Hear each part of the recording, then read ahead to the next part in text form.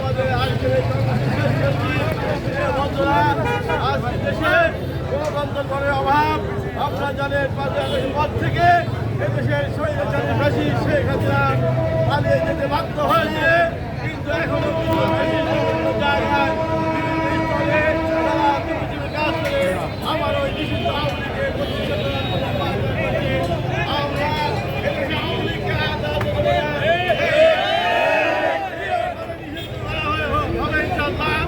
আপনারা আমাদের শাসন থাকবেন আর একটু কথা বলতে চাই আপনার লক্ষ্য করবেন আমাদের দলের মধ্যে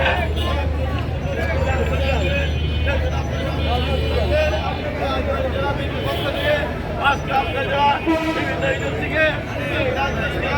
নেতৃত্বে দেশে আজকে প্রস্তাবকে জেলায় 1 আসনের অ্যাডভোকেট আসলাম এবং রাজধানী 2 আসনে আন্দোলন সাধারণের পক্ষ থেকে সকলকে অভিনন্দন জানিয়ে আমি আমার সংক্ষিপ্ত বক্তব্য শেষ করছি। খুদা হাফেজ। বাংলাদেশ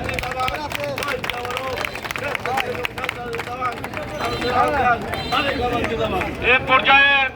আমাদের মাঝে গুরুত্বপূর্ণ বক্তব্য রাখবে বারবার কারা নির্যাতিত আন্দোলন সংগ্রামের পরীক্ষিত সৈনিক এ জেলার প্রত্যেকটি অঞ্চলে অবহেলিত বিএনপিকে একত্রিত করে দীর্ঘ 11 থেকে শুরু করে আজ পর্যন্ত আমাদের অভিভাবক হয়ে দায়িত্ব পালন করছে রাজবাড়ী জেলা বিএনপির সম্মানিত আহ্বায়ক অ্যাডভোকেট লিয়াকত আলী বাবু। অ্যাডভোকেট লিয়াকত আলী বাবু।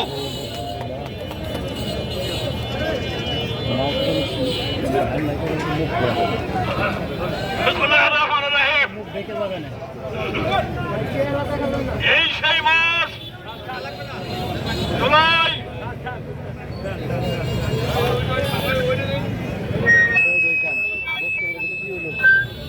এটা ভালো হয়েছে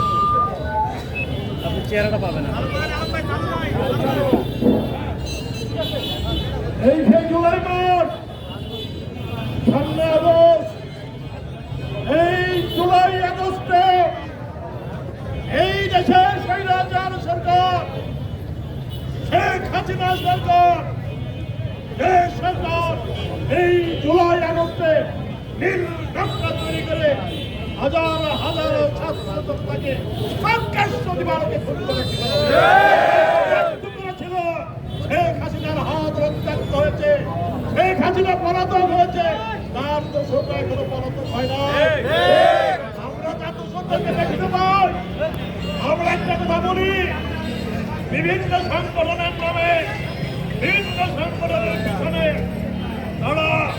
গোপনের চুপি সারে তাদেরকে উৎসাহিত করে দেশে একটা কিন্তু বলে নাই বাংলাদেশ জাতীয়তাবাদী দল এশিয়া মহাদেশের মধ্যে বৃহত্তম এই দলকে পিছনে ফেলে আগানোর কোনো সুযোগ নয় আমরা হুঁশিয়ার করতে বলতে চাই যদি কোনো রাজনৈতিক দল খোলা পানিতে মাছ শিকারের চেষ্টা করেন তাহলে তাদের কিন্তু আমরা হুঁশিয়ার করে দেবো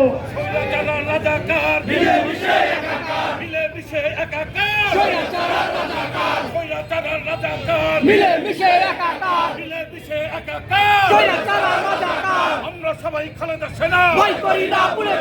স্বাধীনতার শহীদ জিয়া আমাদের সন্তানরা